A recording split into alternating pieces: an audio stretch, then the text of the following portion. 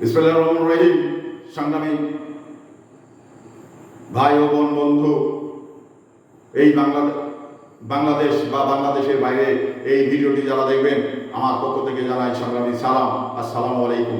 আমি একজন ছোট্ট মানুষ, দেশের প্রতি আমার যথেষ্ট মমত্ববোধ রয়েছে এবং আমি সততা ধরে রেখেই দেশের ব্যাপারে দু চারটি কথা বলি।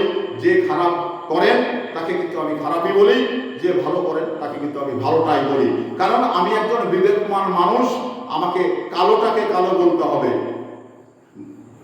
সাদাটাকে সাদা বলতে হবে, এই মানসিকতা কিন্তু আমার থাকতে হবে। এই মানসিকতা যদি আমার না থাকে, তাহলে আমি মনে করবো একজন বিবেকহীন মানুষ। তো একজন বিবেকমান মানুষ, তার দ্বারাই যদি কারো ক্ষতি হয় সে অনুতপ্ত হয়। বিবেকহীন মানুষ যদি ক্ষতি হয় তাহলে সে মনে করে যে ভালোই হয়েছে। তো ভালোই হয়েছে, তো এই ধরনের বিবেকহীন মানুষ যারা, তারা যেন কোনো দায়িত্বে না যায়। কারণ দায়িত্বের মর্যাদা যদি রক্ষা না করতে পারে, তাহলে জনগণের কাছে শুধুমাত্র সমালোচিত হবে, জনগণের কাছে সুনাম অর্জন করতে পারবে না।